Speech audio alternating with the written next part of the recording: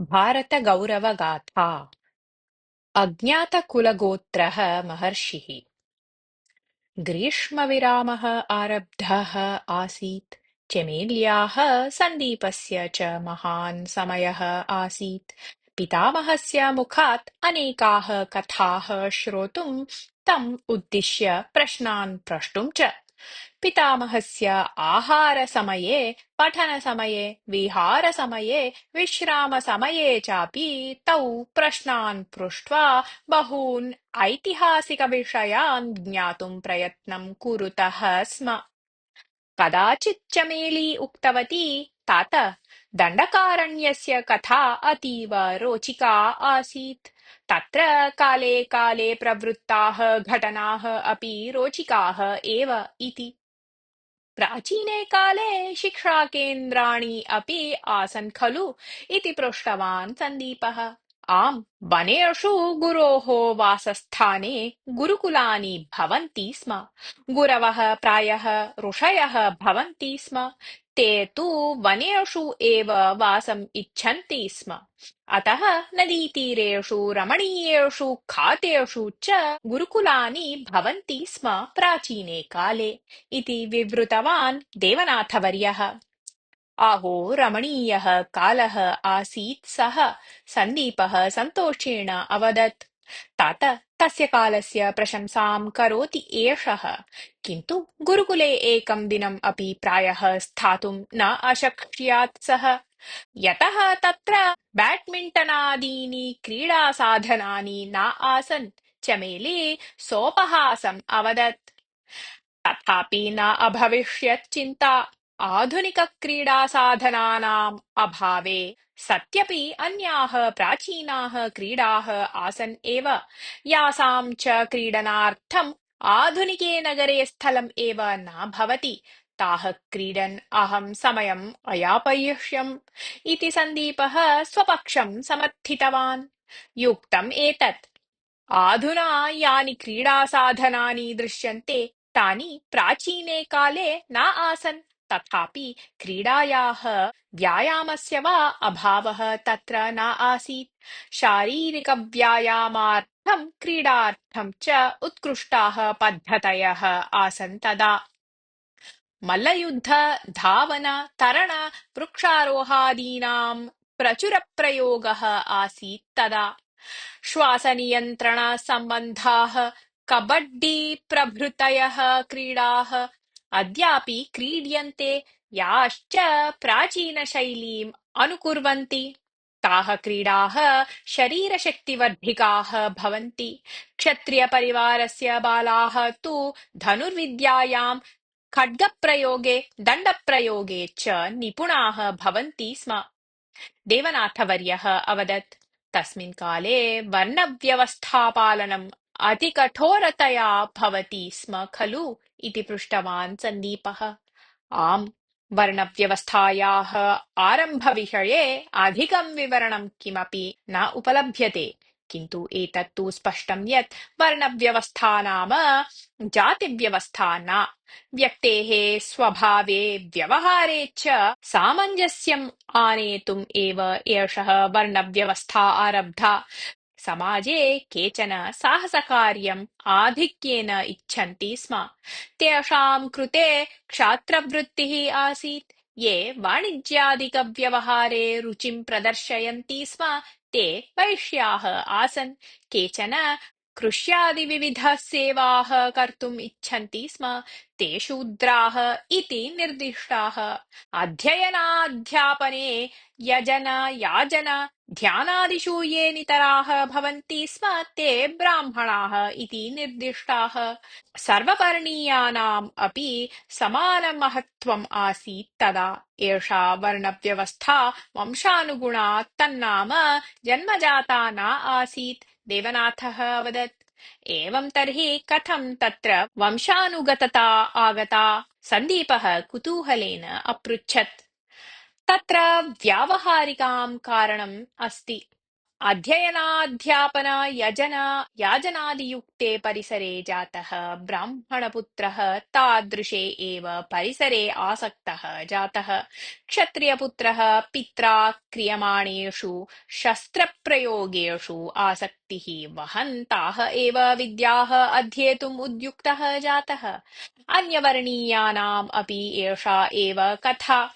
पितरः आत्मना ज्ञातं विद्या पुत्रान् बोधयितुम् उत्सुकाः आसन् एव, अतः वर्णव्यवस्था परम्परागता जाता। यावत् वर्णान्तरस्य आश्रयणस्य स्वातन्त्र्यम् आसीत् तावत् तस्यां व्यवस्थायां न कोऽपि लोपः आसीत्। किन्तु यदा तारतम्यभावः आरब्धः, श्रेष्ठकनिष्ठभावना आरब्धा, तदा क्लेशाः उत्पन्नाः। वस्तुतः दोषः नास्ति व्यवस्थायां, प्रत्युत भवति मानवेषु। कस्मिंश्चिद्दिने वयं स्वदोषम् अवगत्य आत्मानं परिष्कुर्याम इति अहं चिन्तयामि। वर्णपरिवर्तनार्थम् अवकाशः आसीत् पूर्वम् इति भवता उक्तं खलु। कुलवृत्तिं परित्यज्य अन्यां वृत्तिं स्वीकृतवतः कस्यचित् उदाहरणं किं भवान् वक्तुं शक्नुयात् इति पृष्टवान् चमेली। यदा वर्णव्यवस्था परम्परगता न आसीत् तदा तु बहवः वृत्तिपरिवर्तनं कुर्वन्ति स्म। यदा तस्याः वंशपारम्पर्यगतत्वम् आयातं तदा अपि वृत्तिपरिवर्तनम् असाध्यं न आसीत्। राज्ञा प्रजाभिः च समानतया पूज्यमानाः ऋषयः शिष्यगणस्य प्रकृतिम् अवगत्य कः कस्यां वृत्तौ योजनीयः इति निर्णयं कुर्वन्ति स्म। एकस्य तु लिखितविवरणं विस्तृतया लभ्यते, यश्च अग्रे महर्षित्वेन प्रख्यातः जातः।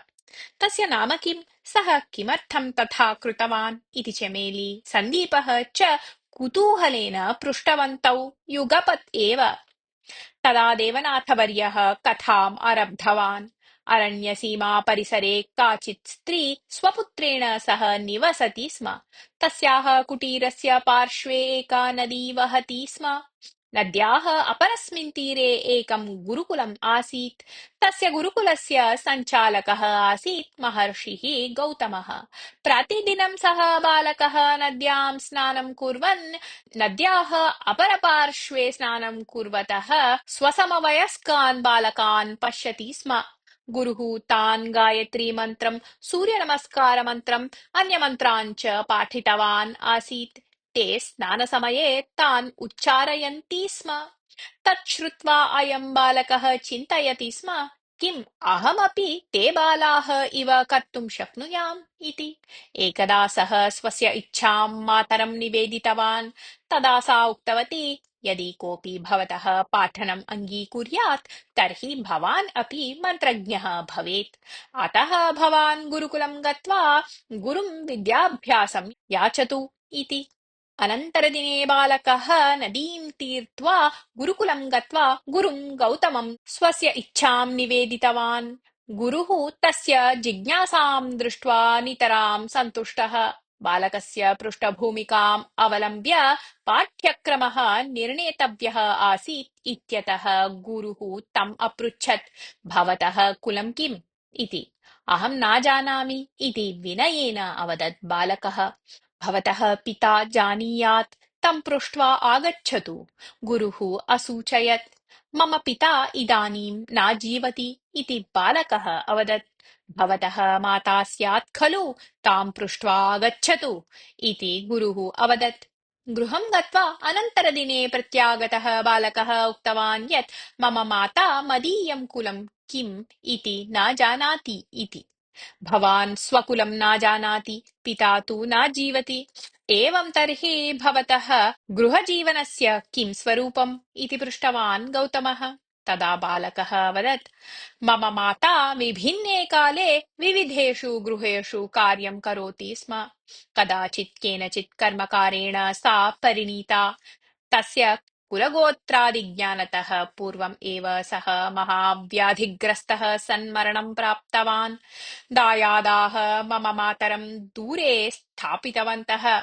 मम जन्मनः अनन्तरं सा नदीतीरे वासम् आरब्धवती। काष्ठानि फलानि च विक्रीय सा अल्पं धनं सम्पादयन्ती दिनानि यापयति इति। वत्स, सत्यवादी भवान्, भवतः सत्यवादिता एव मच्छिष्यार्हतां निरूपयति। अद्य आरभ्य अत्र वसन् भवान् वेदाध्ययनं करोतु इति अवदत् गौतमः। तदा कश्चन ऋषिः अपृच्छत्, अज्ञातकुलगोत्रः कथं वेदाध्ययनं कर्तुम् अर्हति इति। एतस्य सत्यवादिता एव एतदीयां सत्कुलप्रसूतिं निरूपयति। असत्यकथनस्य अवसरे प्राप्ते अपि एतेन एतस्य मात्रा वा असत्यं न उक्तम्। अतः सत्कुलप्रसूतः अयं वेदाध्ययनस्य अधिकारी अस्ति एव इति शान्तगम्भीरस्वरेण अवदत् गौतमः। सः बालकः सत्यप्रियः आसीत् इत्यतः गौतमः तं सत्यकाम शब्देन निर्दिष्टवान्। तस्य मातुः नाम जबाला इति। जबालायाः पुत्रः सः सत्यकामजाबालिः इति नाम्ना प्रसिद्धः जातः। अहो, महर्षेः तस्य गुणग्राहिता। सत्यकामं शिष्यत्वेन स्वीकुर्वतः तस्य धैर्यं प्रशंसार्हम्। तदानीतनः समाजः अपि तस्य निर्णयं विरोधं विना अङ्गीकरोति स्म, यत् तदपि आश्चर्याय इति अवदत् सन्दीपः।